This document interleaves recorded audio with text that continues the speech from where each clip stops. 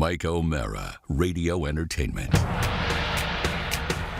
You can listen to The Mike O'Mara Show at MikeO'MaraShow.com. Let's get started. It's The Mike O'Mara Show with Mike O'Mara, Oscar Santana, and Rob Spiewak. Now, here's Mike. Hi. Welcome to The Mike O'Mara Show for Monday. Great to have you here. And we can go down with that music a little bit. It's nice to have everybody here for Monday. I want to jump right into everything we need to talk about today because today, ladies and gentlemen, we've arrived in Southwest Florida to Hurricane. I should put the reverb on. Yes. I'm sorry. It's a big announcement. Yeah. It's the first of the year, right? But I can.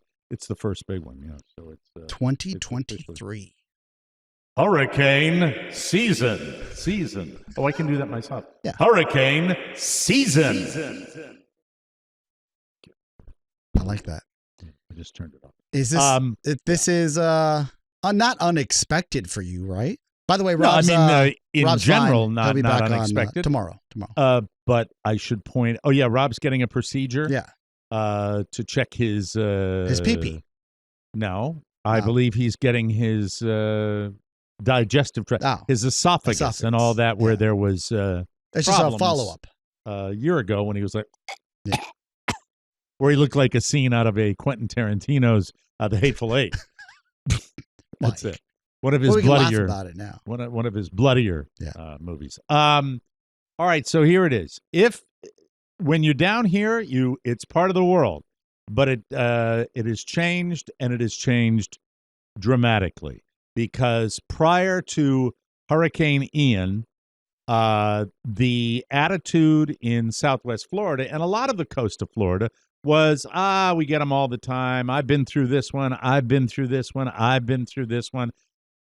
We never got at least in Fort Myers, we never got the kind of storm we got with Ian. It was amazing. And one of the reasons I found out later, and I've been reminded of today, is that when you talk about the ocean floor off the coast of Florida, it is a shallow ocean floor off the coast of Florida. You have to go 40, 50, 60 miles out to get coast. Really on the West Coast. You have to go 40, 50, 60 miles out to get really deep water.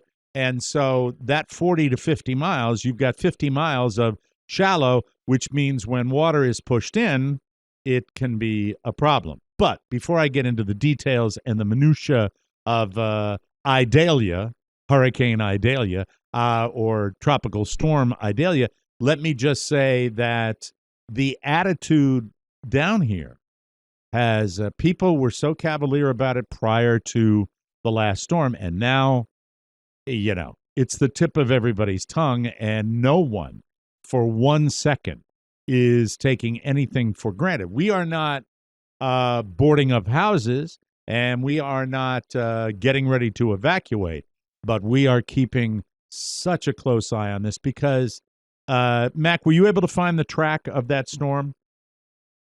He's got one. There we go. Yeah. That track, all right, is, and not the entire track from the bottom, but when it gets close to when it gets close to Florida, that's the angle where Ian came in. Yeah. All right. And Ian came in after it was predicted to go north as well. And it was predicted to go up to the Panhandle. Yes. Like this one was or is. And then they said, it's going to go a little further east, maybe a kind of a direct hit on Tampa. That's where we are now. And then after that, it took a sharp right turn. So no one is trusting that path right now until Tuesday evening or whenever this thing goes by. It is moving fast.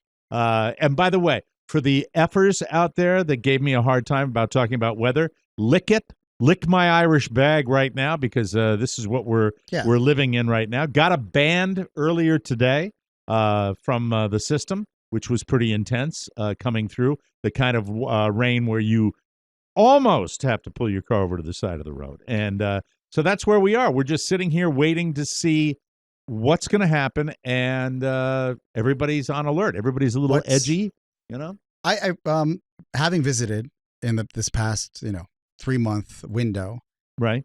I was a little put off, but also concerned with the weight and sheer mass of your hurricane shutters. Because Oscar is talking about the olden style hurricane shutters I have, which are, I think that's aluminum, right? Would that be aluminum, absolutely. the metal? But heavy and sharp. Yes. Yeah, wear gloves. Or they'll cut you. Because Mike has them stored in his garage like anybody would. Yeah, and the way I can explain the way it works. So you've got these really heavy. They're literally next to me in the studio. It's like this. Yeah, that's exactly what it looks like. But commercial grade. And like it's thick, and heavy.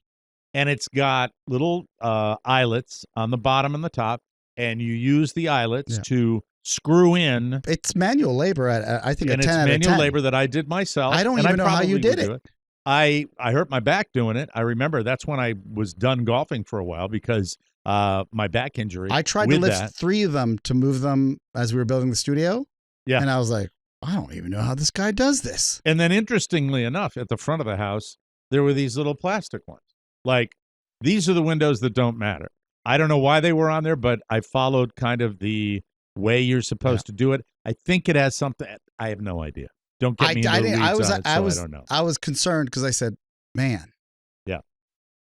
Like, I don't know how much true automatic shutters cost, but maybe that's on the wish list. I am having a conversation with people who put in storm shutters for the back of the house. That you hit a button and it goes. Yeah. And he was talking about it, and he put in the new windows, and he said, that's what I would do. And I'm sitting there as I'm having a conversation with this guy who's, who poops gold bricks. Yeah. And calculating I'm sitting there the dollars. I'm like, dude, there's no way. It's such a racket now with all that stuff. Yeah. And in general, the cost of everything's gone up. But when you talked about the storm and storm impact windows and all that, look, I'm not ready to jump out into the yard and put up these things, but I can if I need to. Yeah, I guess it's more of a logistical. If anybody's judging the effort that's put up to actually put them up and take them down, I highly underestimated that. And better I than also, putting boards up. I guess, I was very concerned with how Mike does it on his own because these are not easy to maneuver. And it's just a pain. They're huge. It's huge, and there are a lot of them, but it's Thank God little Michael's finally bulking up. There are a couple of them where you have to get up on a ladder and do it, but overall, it didn't look easy. It was time consuming, and so I hope. When do you decide to do that? When the band starts moving? When you're in the cone. When you're in the cone, and they say, like, if they move that tonight and move that over, 2 things would happen. If they move the cone where we were going to get it and it was going to come in as a 1, I might hunker down and just deal. 1's no big deal. 2. Who does number 2 work for is what I want to know. Who does number 2? Who is number 2? But Oscar, my lovely bride, you have not been down to where she has set up shop. Oh, you need sandbags. She has gone all the way down almost to that causeway that you saw on TV with Sanibel, and the shopping center she went into was, and she did this for a multitude of reasons. Her client base in Fort Myers, Florida, is based around that area, and that's where. And it was also a financial opportunity where she could get a lot more space for the buck. Yes, but that is what we worry about now because we have a 2-pronged thing. I am 13 miles as the crow flies by the coast.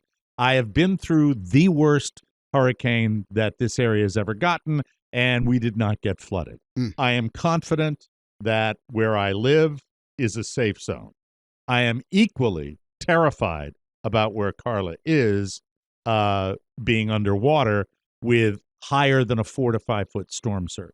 If they get that, we're just going to have to wait and see. Yeah. She is insured, and we'll make other arrangements after that. And it's just it's what everybody deals with. The poor people down on Fort Heartburn. Myers Beach. If you drive down, it's still a disaster area, and you don't know what's going to happen. And I'm told regarding the shallow waters, Tampa Bay is going to get whacked if they get a massive storm surge, and they're saving 7 to 13, 14 feet. How high are that'll kill it. the stages at the Mons Venus, from what you recall?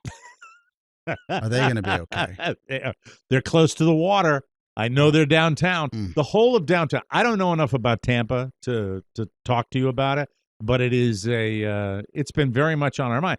And the feeling I got over the weekend when we first started turning this on, and by the way, Michael's school is closed tomorrow. The feeling I got was just right in the pit of my gut. It was the weird. It happens though when you're in a AM hurricane recording area. Tomorrow? AM? What's that? You probably can't play golf. If you're interested in an AM recording, let's do it. 100%. If the fellas cancel.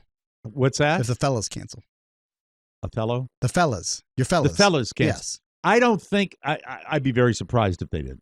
So we'll see. Okay. We'll wait and see what happens. But it is just so difficult to conceive of for the people that are down there. You know, for us, when you're right on the beach, those people, just put them in your thoughts, put them in your head, because they are, everybody's hunkering down, and it's terrifying because they know what happened to us down here. So up in Tampa, where it's a little bit north, but there's that cone. And if you want to see where that black square is, where they're saying underneath the white square, what does that read, that black square? This guy's Tuesday evening, 105 miles per hour. Tuesday evening, 105. That is literally on that little square is right on where I live. So I think you can be okay. Yeah, well, you realize shift that's 10 miles south. How many miles are you down from that cone, roughly, from Tampa? An hour and a half? 2.5 hours. Okay, 2.5 hours. So we're talking about 60 2 hours miles, and 40 minutes. 70 miles, the way you drive? and the real devastation comes in the narrow area. Yeah. It does. That's the but the effects of it, the whole state's affected by that because it's so large. So it's just miss Cancun. Lucky Ducks. Cancun. Oh, wouldn't that be fun? I'd love to be in Cancun, drinking my cannabis water. What about your son's psychology? He's probably used to this. He's going to be excited that he has the day off. I got it. That's how he'll Hurricane Day. Yeah. So it's it's weird. You're holding up. You're not as grumpy as you usually are when these things are happening, maybe because you went through the worst of it.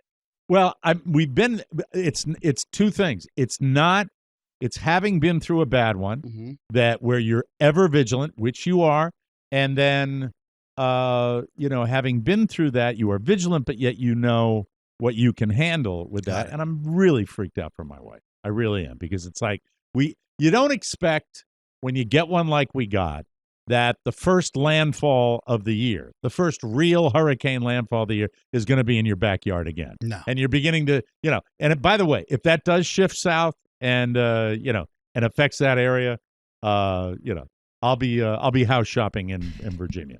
That's what's going to happen. I've had. That's when enough is enough. Well, no, I think a lot of people when you get these, the New Orleans area got Katrina, and then they got like one or two more after that. I don't blame you. And a lot of people said F it. The hyper anxiety alone, not even living there. Right. And I'm a sponge for pain, Mike. But yeah, I know you are. You love the struggle. But you do. I don't need Mother Nature, bending me over multiple times a year saying, "How's it feel?" Well, and it ain't over yet. Yeah. Because we are now, if you remember, Hurricane Ian was at the end of the month. So it's not even the beginning of September yet. And the worst hurricane we ever got was the end of September. So I've got a month of this. So you're saying there's a chance. It's part of the deal. It's part of what living down here. It's fantastic. But, we, those of us that have been here a while, and I've been here long enough where I consider myself a non-snowbird now, because I'm down here for the entire year, except for a little vacay up in Maine. I don't, go between the areas like I do. And so we now are, not only are we getting the benefit of hurricanes, but we're also getting the mass exodus from the rest of the United States, which is overcrowding our highways, our byways, our stores, our restaurants, and everything down here. So we get it all. We get it all. But that's it. I will keep you posted. Thank And tomorrow, when we tape, whatever time we do tape, I will give you an update as to where we are. There is a calmness among the meteorologists down here. I've talked about it years ago. I talked about it, where they are the ones you pay attention to if you watch the national people. They know down here not to go out of their minds because you're going to freak people out. Yeah. So they're a little more calm about it, and they're very matter of fact about it. But, if you turn on old CNN, the high-pitched people, here we are down here, we got to, I can't, we have enough stress in our own bellies where we don't need it from somebody telling us, and knock on wood, everything's going to be fine. It just, the waiting game sucks because you watch this thing spool up and you can see it down there right now. It's like hanging out, trying to have a Cuban sandwich, and then it's going to go north. We'll have to wait and see. But I don't know. It's weird. It's a weird world. You think about it, but you don't really think about it until it's knocking on your door, and then you go badass. That's the way it happens. Oh, it's understandable, especially after last year. Yeah. So, it's a normal weekend here. We enjoyed, or I enjoyed, I should say, the football, the ups and downs of a football weekend. And it was the first Pop Warner game on Saturday. And it was really, for me, a first. I've never done that kind of Little League. And there were 4 games on this 2 football field complex where we go. And I knew something was different when I drove over there with my son, and I see cars out on the main road. We're like half a mile off the main road. It was packed. Everybody had a tent. Everybody had their fold-up chairs. All the players have to get there an hour and a half early so they can go over their losing playbook.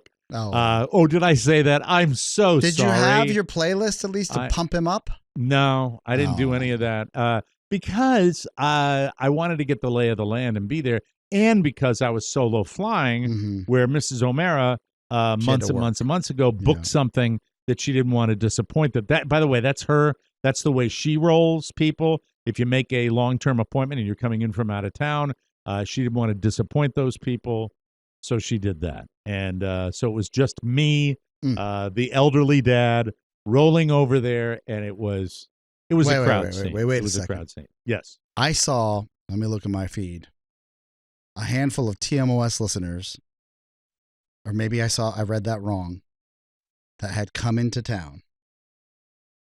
I know the name of the guy, if you want to know who came into town. Well, let me triple check He here. had a family member. I don't know the details, but I know he and a family member. Last name Moffitt? Yes. Wait. He's a P1, is he not? Yeah, Reese Moffitt is a 10, but is he worth missing your kid's first Pop Warner game? I don't think so. She's a dedicated professional. She's like you. You should like the work ethic. Reese, kick rocks, read the room, say, hey, no big deal. I'll see you for coffee maybe after the game. No, he was very respectful of her time, and he knew what he heard on the show. No, I'm not going to let you diss him because he was a client of my wife. Listen. I'm not dissing. Mm-hmm. How do I put this thoughtfully? And I don't want to create enemies. I don't know the guy that well. Well, I've broken bread with Reese. Reese is he's great. Does he spend a lot of time coming to us? Yeah, he's a P1 of P1s. He's an advocate. Okay. Though, when you said that your wife had to work on Saturday, I thought it was like one of her steady Eddie regulars that she had made a commitment to. Right. Remember, you're talking to the son of an esthetician. Mm-hmm. So my mom was gone. Every Saturday was jammed, packed. Sometimes she'd miss things, but I get that. Right. But Reese, little Michael's running for his Reese first didn't know. Reese made 100-yard game. Reese made the arrangements like months but you've ago. been talking about on the air that there was a conflict, and he was the conflict? He was the conflict. Man, talk about friendly fire. fire. I knew the name when Carla mentioned it. Friendly fire. She didn't mention it until Saturday afternoon. Reese, you shouldn't feel guilty, but I'd feel bad if I were you. No, Reese, there is no need. Carla away from her child, her 10-year-old child. Gave her a big tip. I know that. Well, I don't know if a tip replaces memories. And I think he had another family member, too, that was with him. No, never. I don't know. All right, if you had 2 clients, fine. It was your kid's first game. She had 2. And did you videotape it? Was it live streamed? Can she see it later? I videotaped the entrance where they came in. Was it a loss or a win again? It was a loss?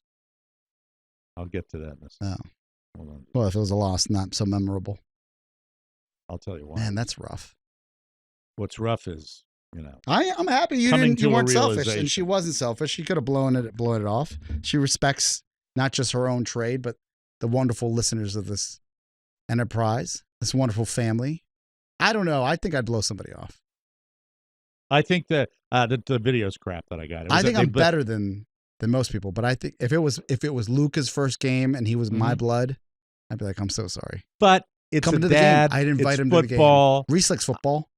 But I'm the guy. Yeah. I'm the guy. Yeah, So, I that's mean, true. it's like There'll be more of I these. like the football, and there'll be plenty more. So the game. We are playing Cape Coral. Mm-hmm. If you know, you've heard a lot about Cape Coral. They're on a lot of lists. There are a lot. It's very, very. It's our super Cape city Coral, known outside winners. of Fort Myers. Known winners. The population. I don't know if they're known winners. I think if you're talking about, he's playing with his new things. Yes. If you're talking about the game of life, an awful lot of burglaries down there that they have on the local news. But, sorry, that was loud. So the game starts. The kids run out, and for the Mustangs, they put the black smoke up, and it was kind of cool. And they ran out, and everybody's like, "Roo, roo, roo." You got our team on the sideline, and then across the field is their team, and it's cool. Then the Cape Coral team. I think the Cape Coral team took the field prior to our guys. Yes, they did. And I remember the first thought that popped into my mind. This is a 10 and under, all right? You have 10 and under and 8 under. So these are 10-year-olds and 9-year-olds. That's the group. Yeah, that's the window, And the age group. And the Cape Coral team took the field, and I remember saying to myself, going, this is a mistake. This is a mistake. The older group has taken the field accidentally. That is how much larger they were than our little 10 and under guys. Like they were HGH older or like no, just larger? like bigger. I don't know how they got there. I don't know maybe anything. they're throwing weights and flipping plates. Look, the one thing Bulking I saw, up. I said they're big. It's going to be Yeah. a challenge. They're very big, but big doesn't mean anything. You can be big and not be talented, or be well coached, or be blah blah blah. So it goes first play. Now, my son's playing linebacker. He's playing middle linebacker. Sweet. And I remember seeing this kid, number 55, for the Cape Coral team, come into the game, and starting the starting lineman, Yes. starting offensive lineman. They're getting the ball first, and I remember looking there and goes, "That is a big lineman. That guy is going to be tough for defensive line." This might be a better analogy, like Dominican Republic 10-year-old or like that type of situation. Are you talking about the kind of people that try to get into baseball by faking their age? A grown man that's like Look, almost turning 18, but he's playing No, in I minor think. league. Well, I don't know. I don't think Pop Warner, the organization, really, really regulated. Really regulated. Birth certificates have to be presented and all that. So, but if you were on the sidelines, if that was said once, it was said 20 different times by people. 10? Man, oh man, how old is that? 10 and under? 10 and under. So the kid, 55, first thing in my mind, I said, man, he's going to be tough to get around his block. Well, he would be tough to get around the block if he was blocking. He is the running back. Number 55. No. And his first run, he is tossing kids off him. He is just like running the line going, and they're going, pow, pow, pow. Final score, the Estero Mustangs bagel and the Cape Coral team 25. Oh, no. 25 zippy. And it was not, like any sport, it is not fun. It is not fun in America to lose at anything. Reese, it's not. You did the right thing. Nobody wants to sit there and watch your kid lose at that type of deficit. No, Carla. You did the right thing. Carla was Thank you, lucky. Reese. Yeah, Carla. You turned a sad day into a happy day. I called Carla probably right before she had a 1:00. The game started at noon, and I called her right before 1, and I said, "Hi, babe. Hi, how's it going?" I said, "We're getting shellacked. We're getting totally shellacked." This is a good lesson. How does losing work? Because I've told you on air that when I lost MSI soccer. This is youth soccer in Montgomery County, right outside DC. Mm-hmm. My father, in the games that he would come at, he would make no bones about what was done wrong. Criticizing the coach, and then asking me what I was going to do to fix the situation personally, what I could do. And then telling me what I could do because I had no answers to that. That's tough. How does, he made me accountable for my mistakes and told me what I did right and wrong, mostly wrong. How does Mike O'Mara deal with a loss like that? Not your son. I'm not a good loser. I have to admit that. I am not a good loser. I'm highly competitive, and I taped it. I taped what I said to him in the car because I thought it was important. This is great. All right, let me play the tape for you right now. Play that tape, will you please? Huh? Christ almighty, it's like I'm sitting here playing cards with my brother's kids or something. You nerve-wracking sons of bitches. So I didn't think that resonated. Oh, I'm sorry. That wasn't it. That wasn't it. This is what I said. This is in the car saying this directly to Mike. Get out! You're not good enough! Piss off! Get out! Oh, dear. How did he take losing? He was great. And he was great because he was sad, but then he took it like a man. And I like that because the only thing I didn't want to have after the loss was whiny. I'm not going to tolerate that. I'm going to say this is part of the game. You play competitive sports. You have to have a winner and a loser. Somebody's got to lose. They were a bigger team. Physically, they dominated you, which they did. And I don't think they can beat a bigger team like that. I don't think they've got the talent. And that's the reality of it. So on to the take your licks. Learn from the experience. Next play. It certainly tested your mettle. Yes. It tested your courage out there to be out against super big kids. And you know what? They had a big first half, but not as big a second half. So I was proud of the way he played. My son nose for the ball, dives in. I hope he doesn't get hurt. I look. And if somebody's saying right now, rolling their eyes, you don't want him to get hurt, well, then why is he playing football? Well, no parent wants to see their kid get hurt. Mm-hmm.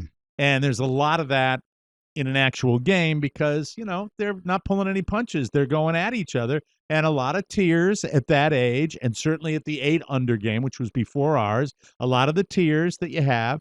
And other than that, it was funny because everybody's excited. And then when you're just getting blown out, it's the worst experience in football you can have because you're just there waiting now. It's just a waiting game. There's very little excitement because they can't really come back based on the skill level that we're dealing with. And so everybody gets kind of quiet.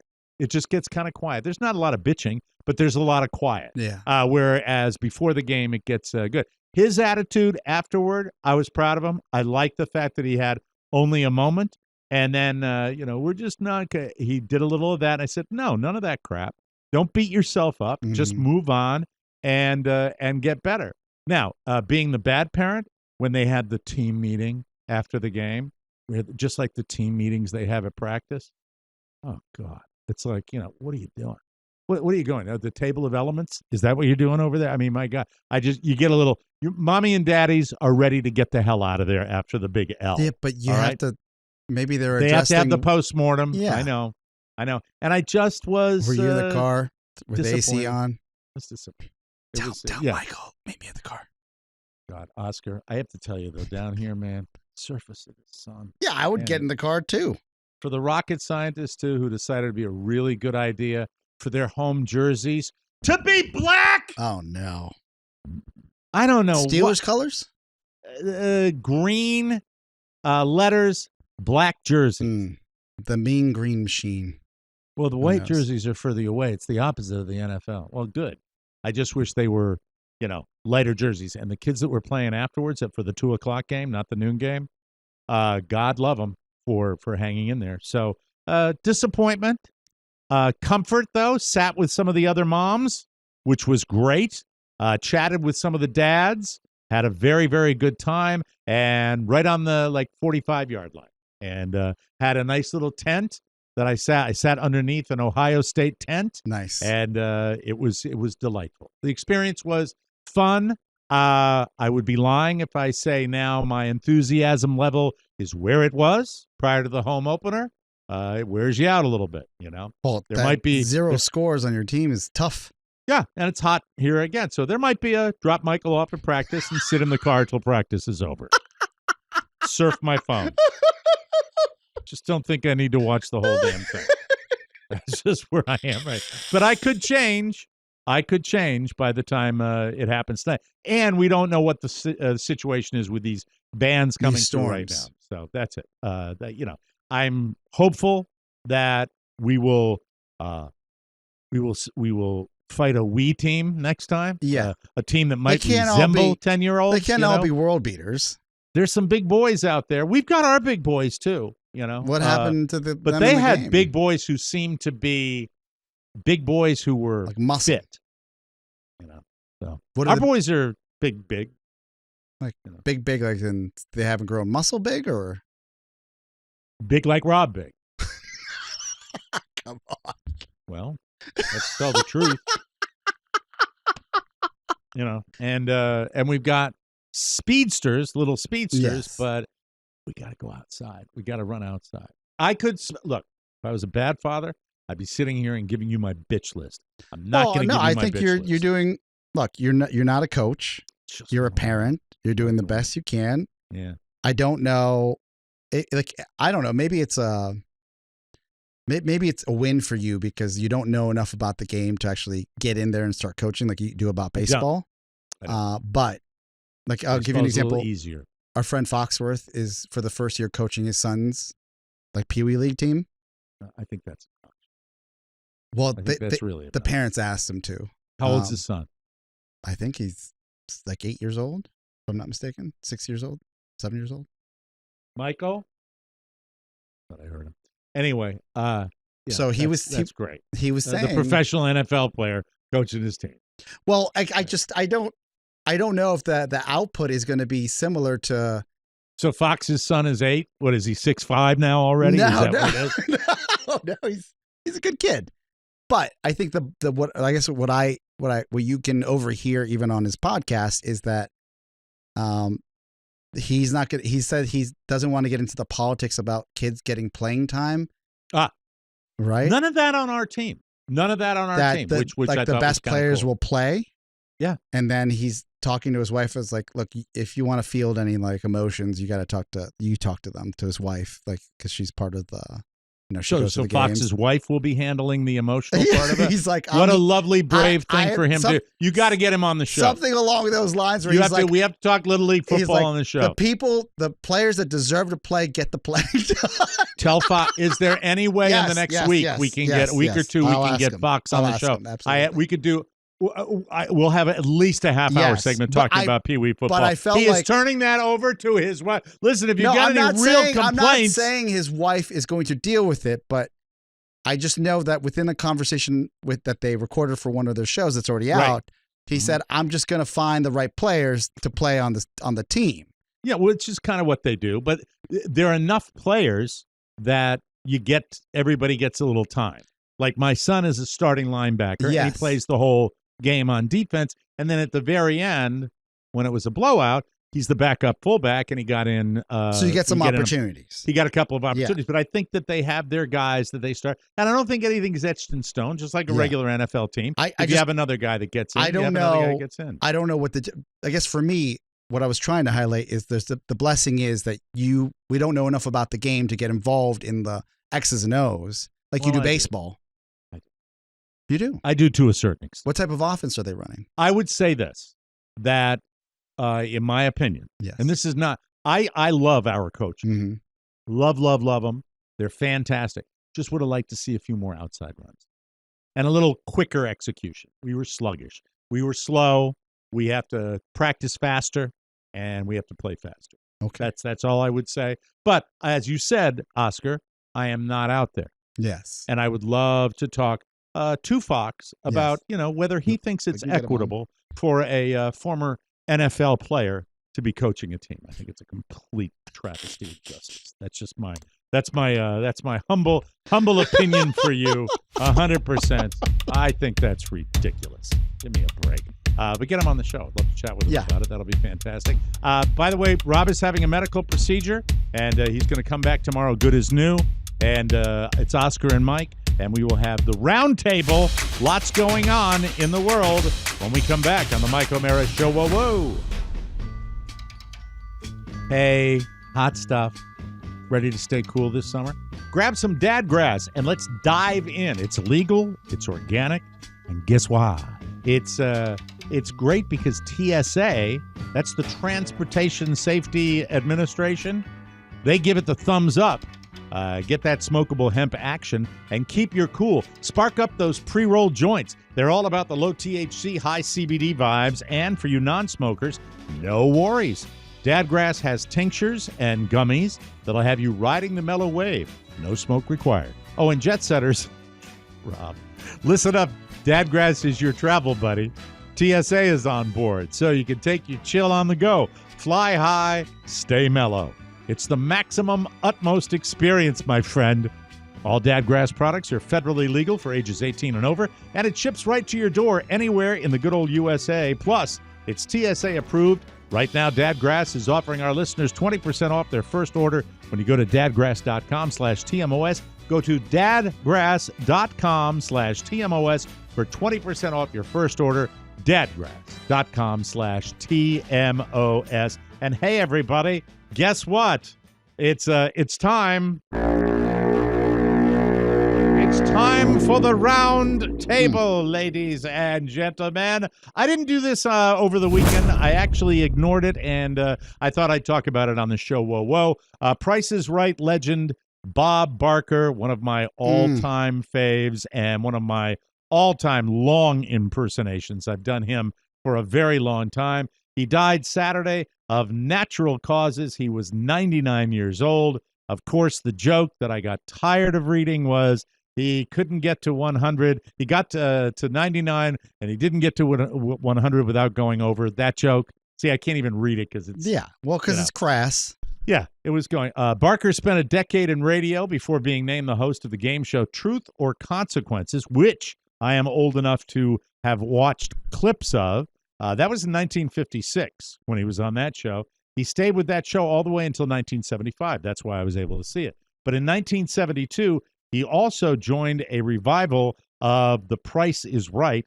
He hosted that one until his retirement in 2007, replaced by Drew Carey. Bob also delivered a beatdown to Adam Sandler in the 1996 comedy Happy Gilmore. They won the 1996 MTV Movie Award for Best Fight. Absolutely hysterical. We play it all the time. Over his career, he won 15 Emmys, received a Lifetime Achievement Award from the Daytime Emmys, and was inducted into the Academy of Television Arts and Sciences Hall of Fame. Let me see if I can read that without slurring. The Academy of Television Arts and Sciences Hall of Fame. He was also an animal rights activist. You remember at the end of the show, he'd say stay and neuter your pets. And he spent years urging us to do that. PETA remembered Barker as, quote, one of the first stars to go vegetarian more than 30 years ago, and he urged families to stay away from SeaWorld, demanded the closure of cruel bear pits masquerading as tourist attractions, and then, he was always active with the animals. He will be missed by everyone, according to Adam Sandler. Heartbreaking day. Love to Bob, always, and his family. Thanks for all you gave us. So that's it. Bob Barker, really very, very fortunate to have met Bob Barker. I'm very lucky. Can you give, because I don't know enough about these stories because I hear smatterings of them. My only interaction was one fantastic interview we had when we used to do middays on WJFK. He was very accessible to radio. He was super sweet, but also I had just watched an episode of Access Hollywood when Billy Bush was the host. Hey, all right, Oscar. Yeah, the Golden Boy. Fantastic. Beautiful. And Bob's dogs had escaped, and they were taping Billy trying to catch them out of the front door. It was like some B-roll. And it was just a throwaway comment to Bob, and he was like, let me tell you what happened. Like, it was just like he had this whole, like, he was just a showman. He had a story behind that. The thing that's cool about Bob Barker, when he was talking to Billy Bush, he said, and when you're a star, you can grab them right by the... No, he didn't say that. Was another guy. How dare you? How dare you, Bob? I used to listen to Bob Barker, like, I can't even count the times that he was on the Don and Mike show. Well, that was me, usually. Well, clearly, but he's like just growing into No, I'm talking about when he was really on, right? Well, I know we interviewed him one time out doing a radio tour Correct. out in L.A. Yes, and he yes. came on, and he was great then. Did We might have you- had him on one or two. Did other you times. and Rob, or was it just Rob that walked back into the set in the archives of like seeing the Plinko We and did. everything set up? All Okay. three of us. Great, Yeah, great. Don, great. Mike, and Rob. Great, we great. all went back there, and I remember being kind of taken aback by how much plywood there was back Mhm. there. That Showcase Showdown wheel right there, that's made out of wood. That was made out of wood. It might still be made out of wood. They just put they put shiny stuff on it. But that was kind of cool seeing that. They're very arts and crafts kind of items that It's they TV wheel out magic. there. Yeah, it's not like they have these things 3D printed somewhere. This is like a workshop with Yes. union guys Yeah. that get hammers and nails and put together all that BS that they do on the show. Now, I saw over the weekend that someone had posted the original pilot episode of The Price is Right, and I'm here to tell you, Bob Barker hit the ground, prepped and ready. That show was the same show. Tight. It was it was no growing pains at all, and it's because of him, because he's Yeah. such a super pro. Look, I love Drew Carey. I think he's a funny guy, seems to be a nice gentleman, but Bob Barker was the gold standard, and it was tough. Nobody could have filled those shoes. How many people dreamt of it was a rare passage if you like as a not on a lark, but you would go and try to become a contestant. Oh, yeah. Something that I Television definitely City wanted in to do. Hollywood. I had Yeah. two friends, one from high school that won the Showcase Showdown, which I thought Mhm. was cool. And then I had another who was just like a game show. I don't know if the word is whore. Is that the best way to say it? Because he Right. was on Deal or No Deal. He was on awesome. he was on The Price is Right. If I lived out there, I'd do it all the time. Well, because that's what he did. He would live out there. And I guess the gist is, and please correct me if I'm wrong, that you win the Showcase Showdown, but you're probably a college kid right. that you don't, like, you basically sell everything. Because you can't pay the taxes. You can't pay the taxes. Yeah. You get to keep the car, but you have to come up with the taxes Yeah. for it. And so that that's punches the everybody bit. out. Correct. And the thing about The Price is Right is the formula for the game show was just so solid. It still is to this day. It was just a great concept that they had. And Bob Barker was the pro's pro, just made to do what he did, and ended up accessible. And when you're like that, and then when you can laugh at yourself, that's the numero uno rule. When you can laugh at yourself, which he did in Happy Gilmore, it became iconic. Yeah.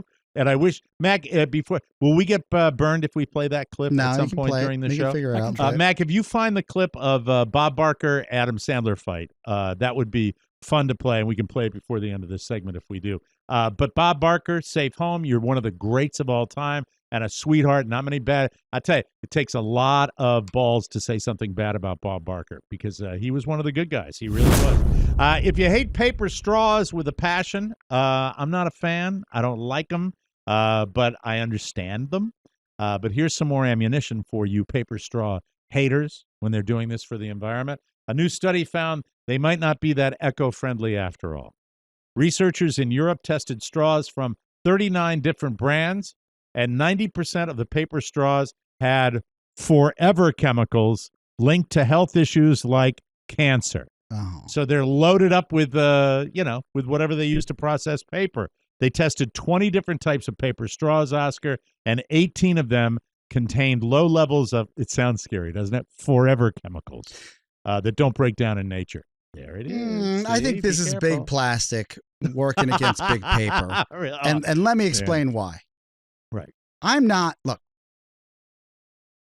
plastic straws, they don't get soggy when you're drinking your big soda from the fast food joint, and they don't get jacked up where you're like, I can't even suck through this because it's been basically you're getting liquid through the size of area that maybe because they're small is too. smaller than anybody's urethra. Like They're you just all- can't get anything out. They're always small too. Yes, They're too it's a damn little small. guy. So it's a pain. When someone gives me a paper straw, I say, thank you. I don't use it. I pop open the lid or lick off whatever thumbprint was put on the glass because I know I'm going to get more liquid that way. Fine. Right. Exactly. Yeah. But I have to say this, Forever Chemicals also on plastic straws as well. 75% of plastic straws. Yeah, this is where I go with paper all day, and I'll get whatever germs come from the thumbprint on the I'll go the rim of paper the all day glass. because I don't want to see a sea turtle. I don't want to see this. A sea turtle, if it gets lodged in its nose, it'll biodegrade and that'll get out. The steel straws or the plastic straws, no thanks. Straws, right? But the only place I want an exception made is at Iguana Mia when they give us those big, wide straws for our margaritas. God, those are great. You know, yeah, but if a turtle happens to do get they that, reuse them or they're plastic? I don't think they reused them. No. I'm not sure. I'll show you those sometime. I know Carla stole some and brought them home. Very, very cool. Okay, this is interesting. I don't know how I feel. I'm such a big Sopranos fan. Drea Di Matteo is now on OnlyFans. She was Adriana. Remember Christopher's girlfriend? That's a fall from grace. Super, super hottie. Well, isn't she 60 or something like that? What am I supposed to judge? The Sopranos for 5 seasons before they horrible kill off too. Yeah, really terrible. nasty. In the woods. Silvio killed her. It was terrible. She was also on Desperate Housewives and Sons of Anarchy. Drea's prolific profile pic shows her sitting on a mattress holding a cigarette and wearing nothing but a pair of boots. I happened to look at the profile pic. It seems like there's a small chance that photo of Drea Di Matteo may have been from a while back. But who am I to judge? Nobody's to judge. You got to do what you got to do. Well, actually, why not? She'll probably make more off that OnlyFans than she did for the series. Yeah. Hey, Mac, what are you doing back there today? You got anything going on? He can't pull that up. You can't get that one? No, he can't pull that up. Okay. Oh, because of her? Well, just because of the overall work environment. But I do have the Bob Barker clip when you're ready. Oh, yeah, the Bob Barker. Okay, before we talk about Drea some more, this is Bob Barker, Adam Sandler, the greatest comedy movie fight in history, right here. I believe you're a professional golfer. I think you should be working at the snack bar. You better relax, Bob. There is no way that you could have been as bad at hockey as you are at golf. All right, let's go. Oh! You like that, old man? You want a piece of me? I don't want a piece of you. I want the whole thing. Oh! There we go.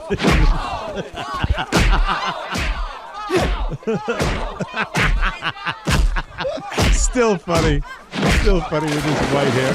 He punches him into the pond. I forgot this. I haven't seen this in a long time. He's kicking his ass. Still great. How do you know? I forgot how great it is. Oh my God. Oh, I headbutts him. The price is wrong, bitch. Oh, he grabs him by the throat. There he goes.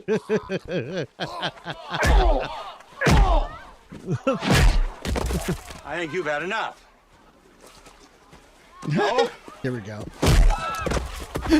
The finishing move. You've had enough. There it is. Oh my God. Thanks, Matt. Thank you for doing that. So getting back to Drea, yeah, she's doing that. She's. It looked to me to be a long time ago photo that she's using for a profile pic. Make what you can while you can. I root for her. I hope. Let me see if I can get.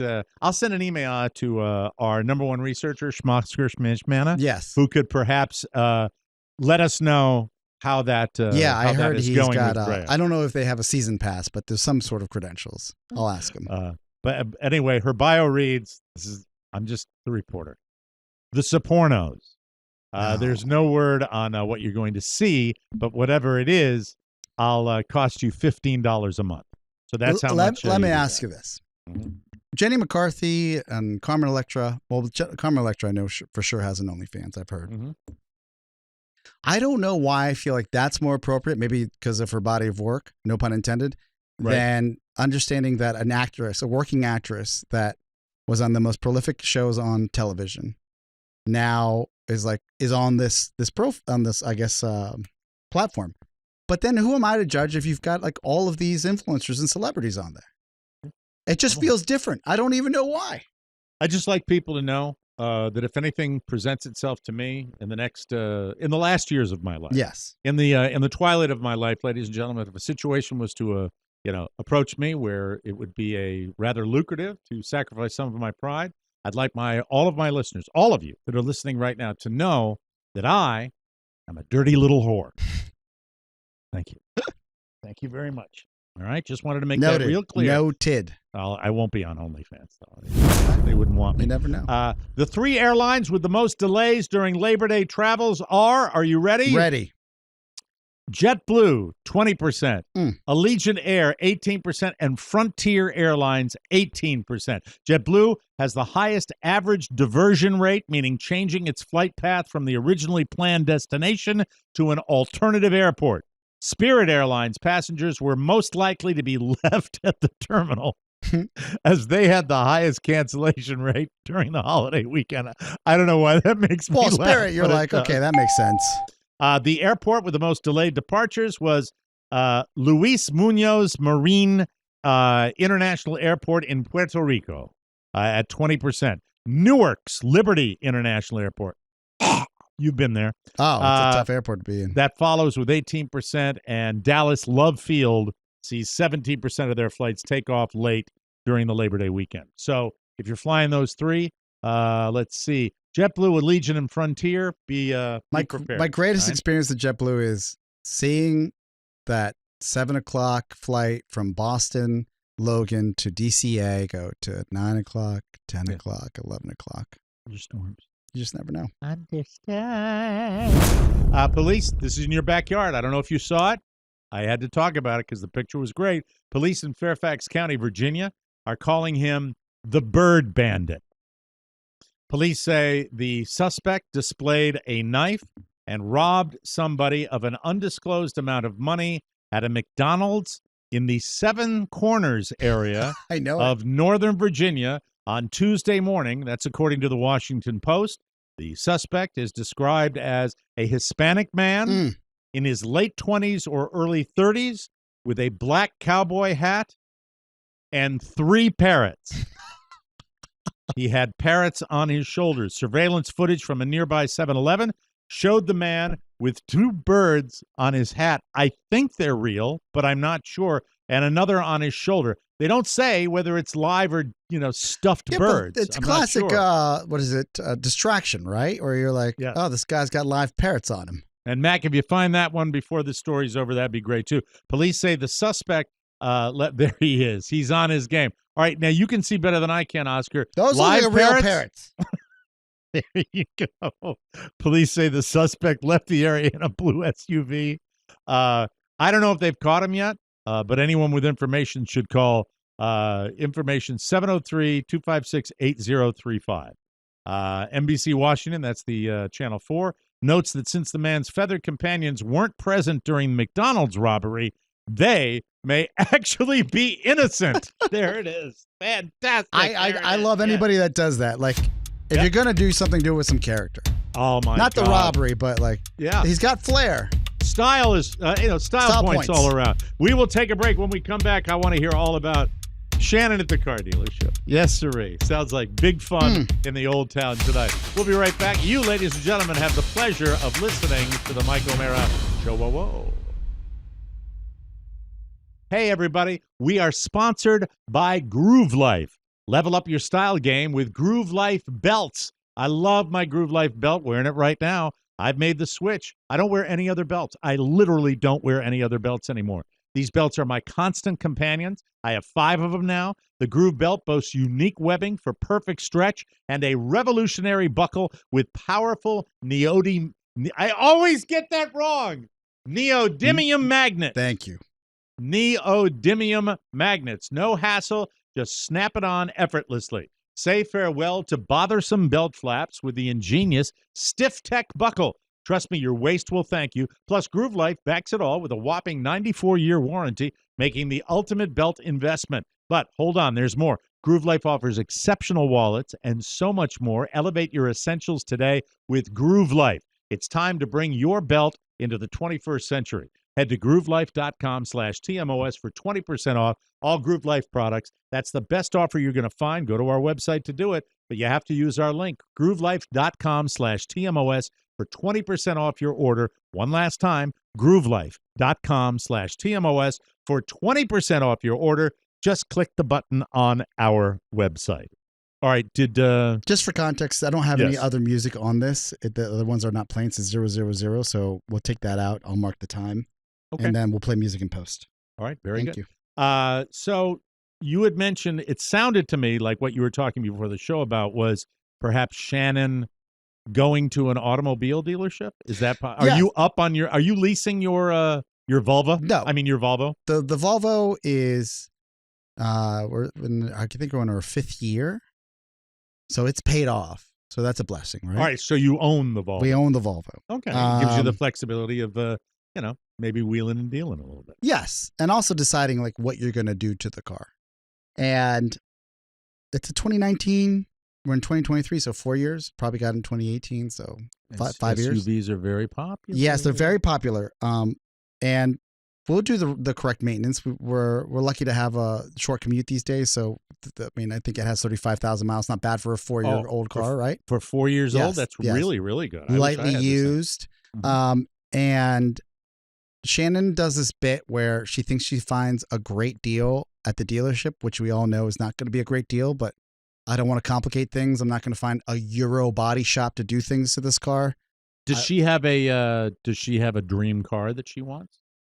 She doesn't care about cars, which is great. Okay. So what deal did she see, like a product advertised or something? Yeah, she went and got the car serviced at its 35,000 mile mark. Okay. And they said that we needed new calipers and new brake pads. Like, I don't know. It was a function of dollar that I didn't realize was happening. And they're expensive. They're expensive. Brake pads, rotors are the expensive. bill was roughly $3,000 after everything was supposed to be done, right? Welcome to inflation right there. And she had mentioned that they said, because she was talking about the handling of the car as they're trying to sell her up at the dealership, and somehow they mentioned that there was a Polestar package that was going to give the car better performance. We're talking about a Volvo. The Polestar, like electric vehicle? No, they have a Polestar. Thank you for clarifying. Okay. Volvos have a Polestar race brand that I said now they've made into a different brand called the Polestar vehicle, the car. So the Polestar is not exclusively electric? The Polestar is the brand of car is exclusively electric. The tuning of like an AMG for a Mercedes is AMG for Mercedes is Polestar to Volvo. Like I hear what you're talking about. So they're initiative. talking about taking your sensible SUV vehicle and turning it into a bit of a rocket ship. Is that what they're talking about? All right. And the price for that rocket ship is $1,400. And it is a chip that they put into the Polestar, and then they unlock a lot of the features that'll give it better handling, give it better horsepower, and a longer, I guess, acceleration time lapse. A shorter, basically more oomph. Right? 0 to 60, more horsepower and more torque. That's the gist of it. If you hadn't dropped $3,000 on the brakes, I'd maybe be interested. Well, they've been trying to sell this to me every time I've taken it to the dealership. And I've always said no. And your car is so the plan is to hold on to your car for the foreseeable future. We'll drive it into the ground. Okay, I get it. That's it. All right. And with the low mileage, you haven't beaten the crap And I out don't of feel bad when the rim gets scratched because it's just a steel rim. There's nothing beautiful or crazy on it. I should also say the brakes, that's about right. Your timeline for the brakes. You know, for the brakes being shot, new brakes, it's usually new pads, about 20,000. That's usually about ready to rock. All right. And fine. $3,000, painful. We'll do it. Anybody that owns a car knows you have to do the brakes are more important. Fine. Right. Mm-hmm. I go and pick up the car, and they say it's $4,500, and I said, "How could this be $4,500?" And they said, "Well, your wife, she opted in for the Polestar package, the upgrade." And it's been done? It's been done. Okay. And I said, is there any way you could just roll this thing off the car? Because I don't need it. Take it out? Take it out. I bet there's a little bit more than just putting a chip delete the software. Delete the software. You said that to him? Yes. And the lady said, what do you mean delete the software? I was like, I imagine it's just a software, a chip you put in. I don't know. Take the chip out.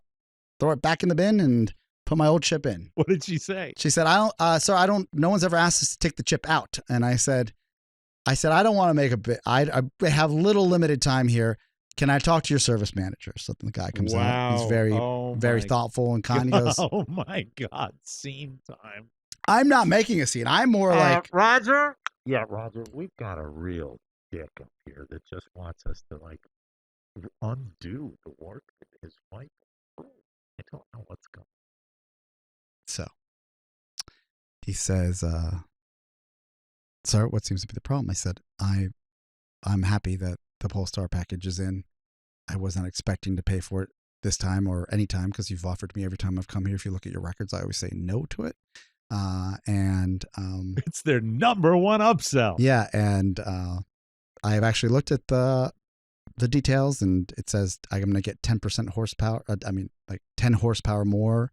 And yeah, the torque should be better, but for 10 horsepower, I don't know if it's worth $1,500. And no, I'm going to move on. Is there any way you could delete it off the car? I can wait 30 minutes, and then refund me and I'll pay the $3,000. I was like, I don't not want to spend money. I just don't want to spend money on things I don't need. And I think my wife was mistaken to say yes. And I don't want to make a big deal, and I'm not going to make a big deal. Shannon's always liked horsepower, though. Well, she actually likes to drive fast, so Good. Maybe Good that's what got it. Was it really only 10 more horsepower? It had to be more. Well, 10 for our we had we're lucky enough to have the premium engine in that car. 6-cylinder engine. Right? We already had it. Had the for our brand for our model.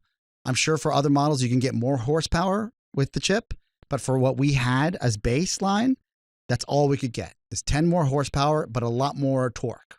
Okay. And a better acceleration window. Better performance. Yes. And handling. Rip off.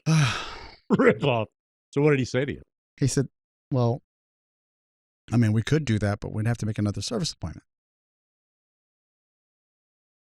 All right, during this discussion, do you feel like that this is turning into a tennis match? Is he, I felt like he was right, which I think he was, because he had the notes, which I appreciated. You got to document everything. He said that he talked to my wife twice. And the third time she said that she was going to ask her husband about this. Not that she has to ask me about it, but it is a team effort. So if you're going to spend an extra $1,500 on something that we might not need. It's a Latin household. She does. It is ask. She does not have to ask. She's required to. No, she's not. Gets the hose again. I did say brakes are important. Don't cheap out on brakes. We'll get the brakes done. That's something that has to do with safety, but we don't need the performance package. And he said that, yes, it says here that we've asked her twice about the Polestar package, and the third time she said yes. So I call my wife and I pick up, I said, hey, look, this is substantially more than I thought this was going to be. I just want to go. That's exactly what he said. Hi, Shannon, it's your husband, Oscar. This happens to be substantially more than we had agreed 45% more. I'm sure it sounded just like that. And I said, what's the story? And she said, well, you said you wanted the performance. And I said, Shannon, it'd be nice to have the performance. Because you've had a little hesitation on the highways and byways? But it's 10 horsepower. And I said that. She goes, all I heard was it'd be nice to have the performance. I said, but it's 10 horsepower, not worth it in my eyes.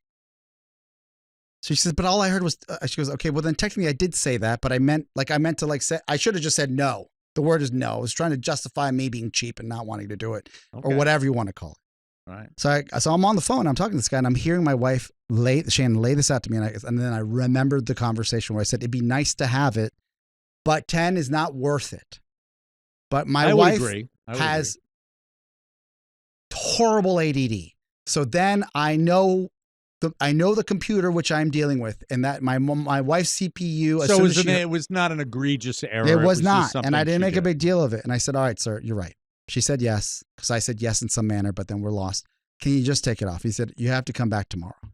I said, "Fine." But he will take it off. He will take it off, and you get the $1,400. Correct. All right, good. Are you bummed? No. Did part of you want that torque? So I drive the car. Back to DC. Good. So you get to drive it. That's because I have to bring it back. They can't shut it off. All right, tell me. It goes so much faster, and for the 10 horsepower and the acceleration window is so much shorter that I wish I would have done this 5 years ago.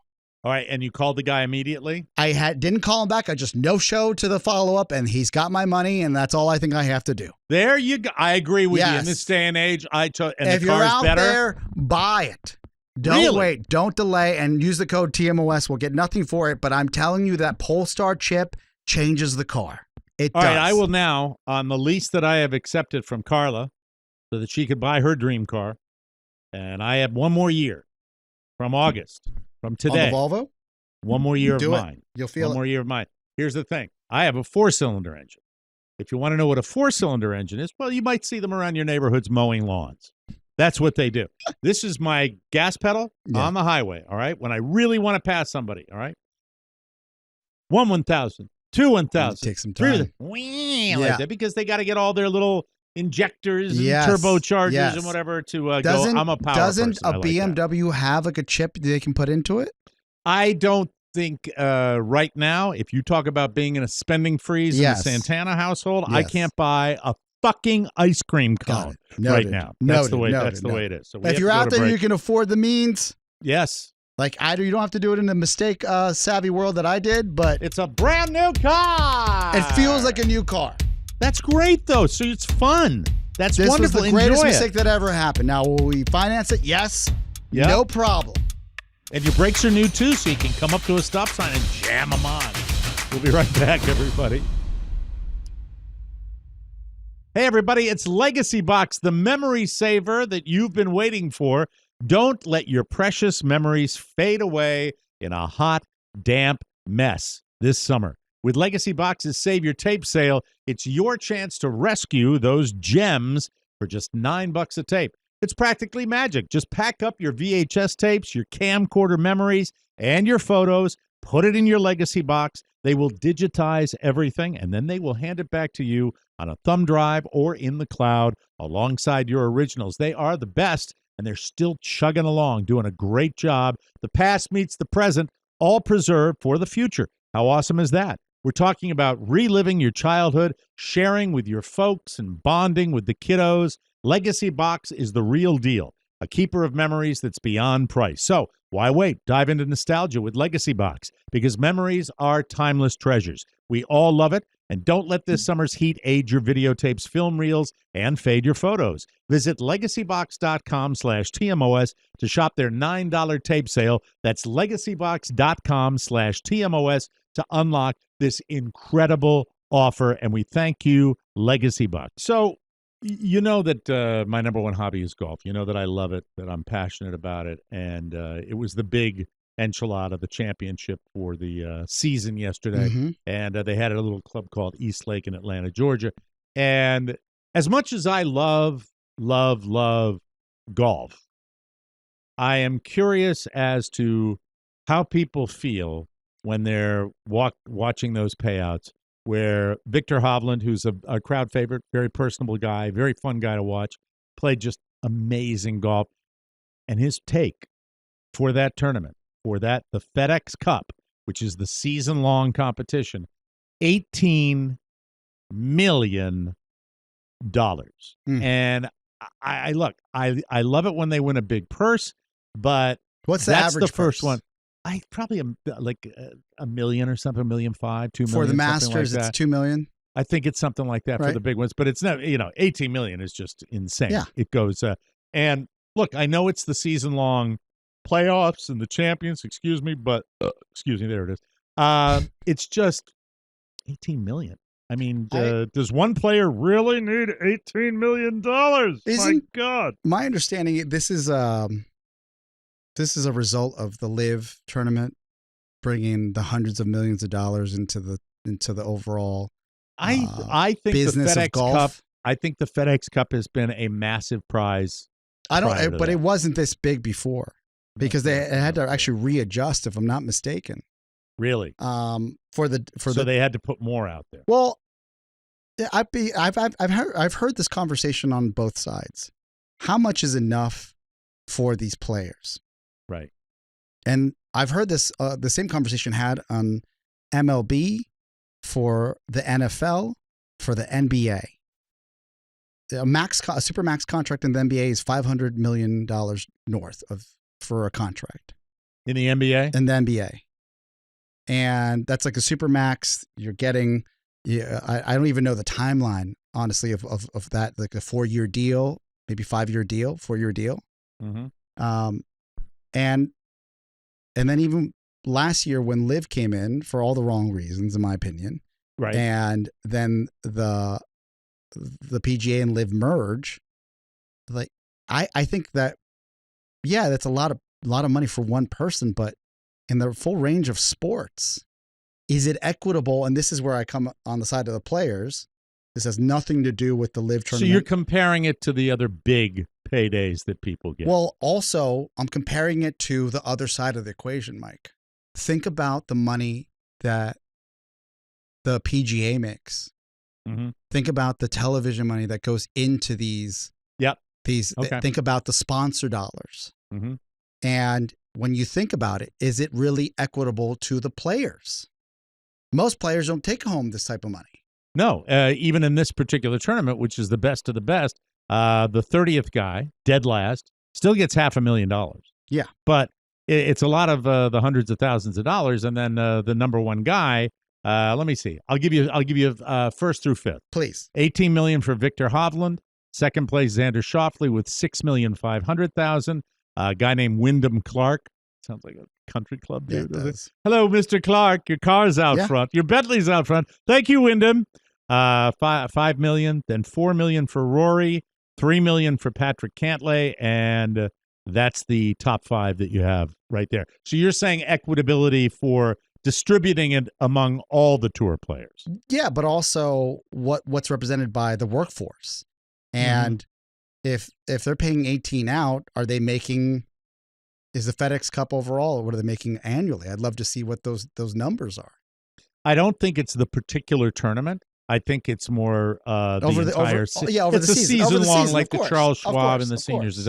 It's just, I think that in this day and age, that's pretty interesting when they talk about it. And they talk about, John Rahm posted something on on X, the former Twitter, that was something along the lines of, they talk about money. It's more about winning the championship, but they do obsess about the money in this particular tournament. I'll tell you candidly, and I haven't talked about this anywhere, and I don't know if I'll ever have time to actually do this, but Shannon's been asking me to take up golf. I don't know if it's to get out of the house or just find a different passion outside of what we do. Mm-hmm. And you got Charlie Burney. He's a big golf guy. Yeah, but Charlie does not play anymore. Play anymore? No, he doesn't like to play. Okay, all right. It's funny. I guess maybe if you own golf courses, you don't actually play them. Yeah, it's kind of like if you're in a rock band, you don't go to see other bands. Yeah, Charlie sits up in the clubhouse and just does this. Kill him, the emperor. There's been there was only one time, candidly, where we were going to go play one of his family's courses, and then something happened where our timeline got derailed or a meeting got pushed that we couldn't go. But that's the one and only time. Okay. And but there are a ton of public courses that I could go to, and I guess Shannon's take is, look, if you go out there, like, you can maybe get good enough to play with everybody that invites you, because I do get invited, and then they ask me what my handicap is. I'm like, I'm really great company. I will make you laugh. There it is. I'll be great, and I won't be a bad sport when I lose all my balls. And they're like, A little advice? Yes. Just keep it moving. Don't worry about your shots. Just, you hit a crappy shot, come up, drop it next to the other guy, hit another shot. But for me, I don't even need advice. Once they hear that I don't golf well. Right. But I'm talking about when you get to the course. Yeah.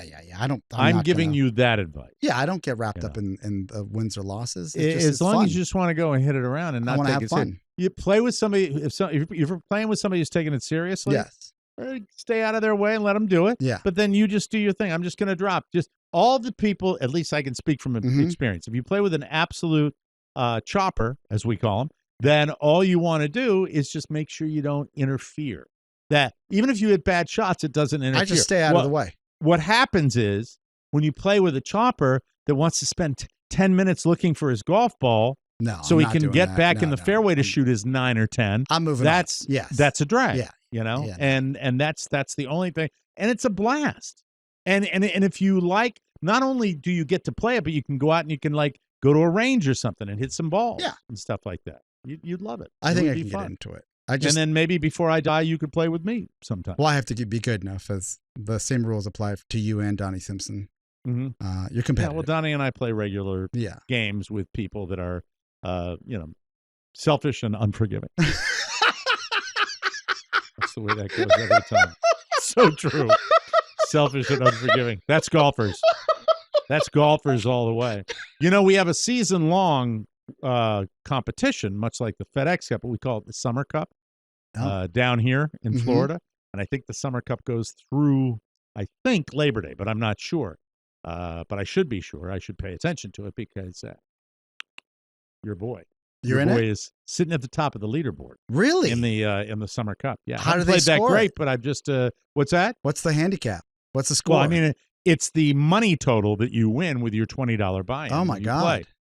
Is it a raffle, or do you actually get judged by your play? I don't remember because I've been so bitter in the past. I haven't paid attention to what they get, but I'll keep you advised and I'll keep you posted. But I also gained 4 pounds this weekend. 4 pounds this weekend. How's that possible? You're on the I'll medicine. tell you how it's possible. Okay. Carla, a few weeks ago, buys this beverage that's a cannabis-based beverage. Mm-hmm. And we've taken it all over. She likes it. I like it. 2 of them in the evening. Blissful sleep.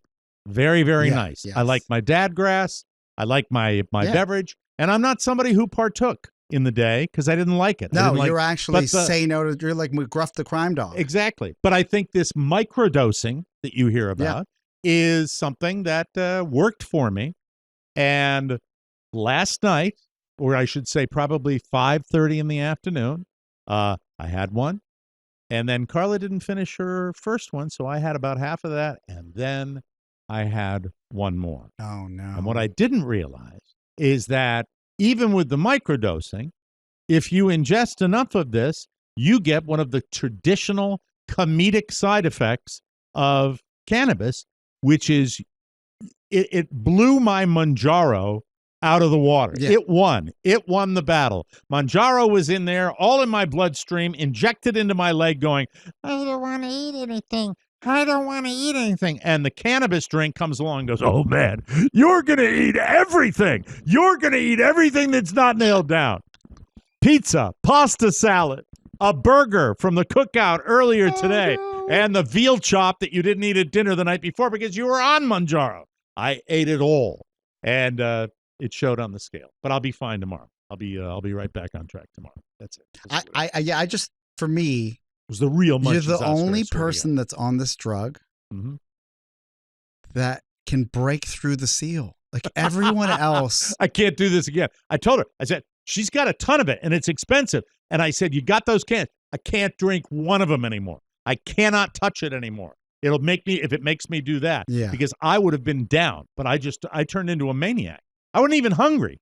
I was just all with that cannabis kind of shoving stuff into my mouth. It was ridiculous. It was disgusting. Totally disgusting. I'm not proud of myself at all. We got to take a break.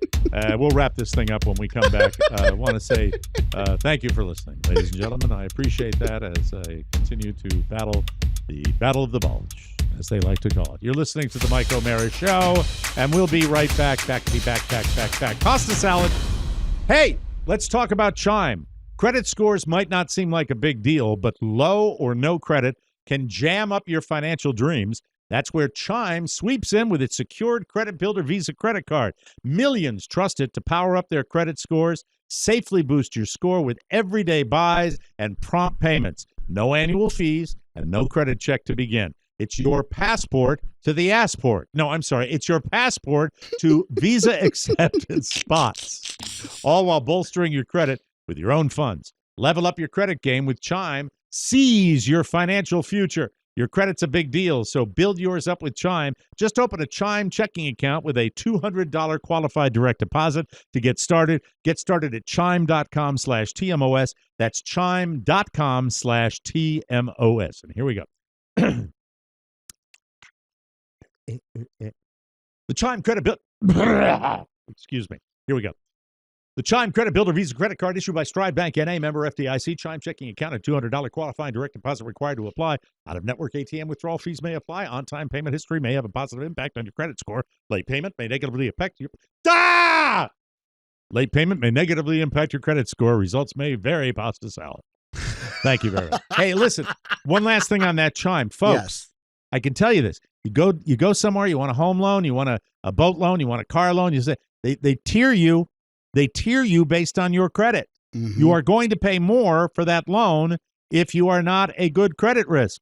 So be aware of that. With this Chime, you want to build it up. You want to build that. That's what, because down the road, you might not think now. It's like, oh, man, I'm going to drink the cannabis drink and just have some chips. No, the fact is, with Chime and people like Chime, they build your credit up, which means you can go get a loan and get it at favorable terms. That's it in a nutshell. So that's all I wanted to say. That's it. That's all. And other than that, Johnny Smith. No, I'm not. Johnny. No, I'm not playing that.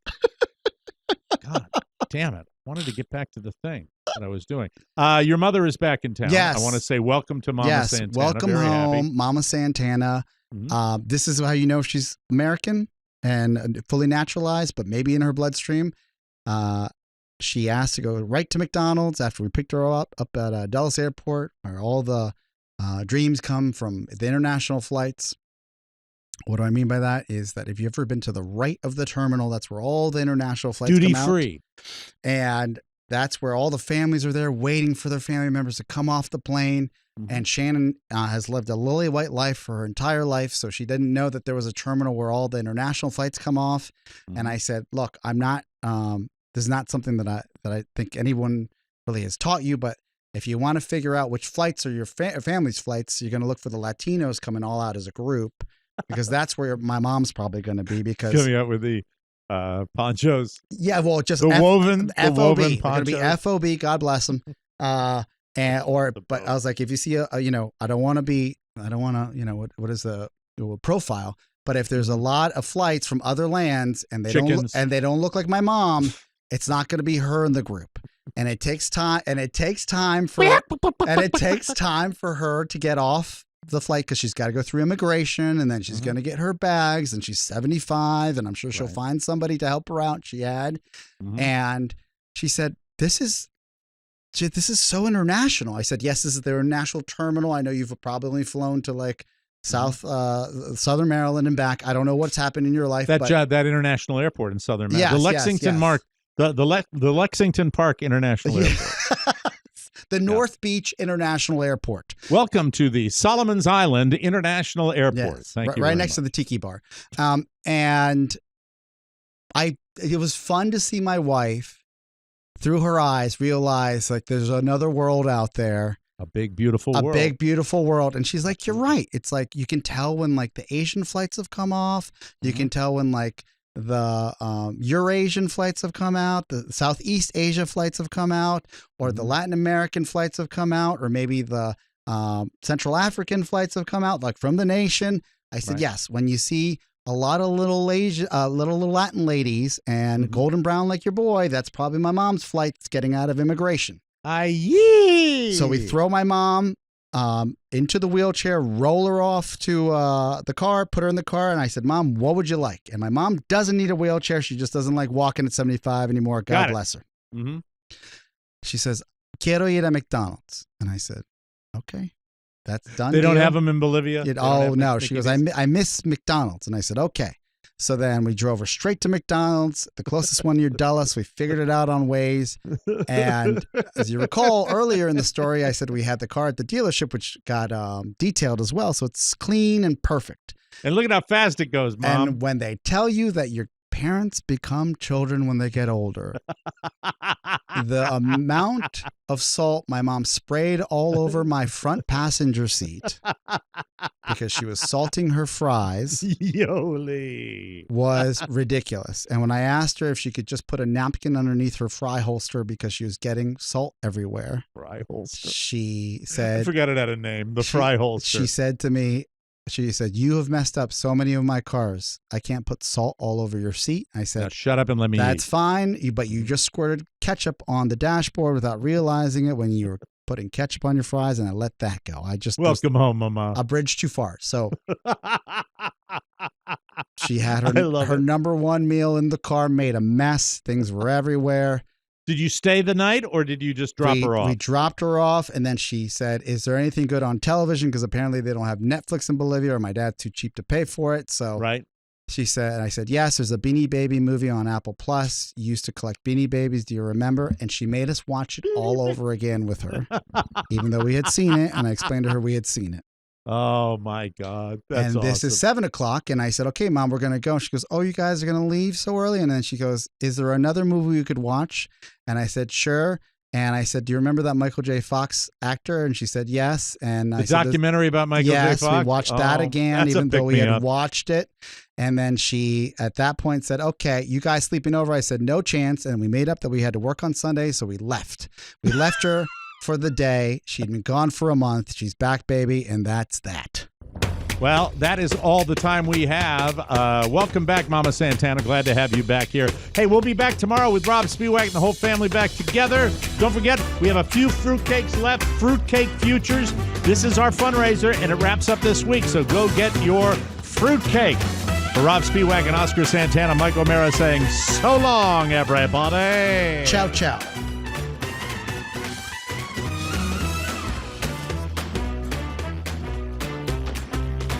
That's what that is, man. I'm telling you.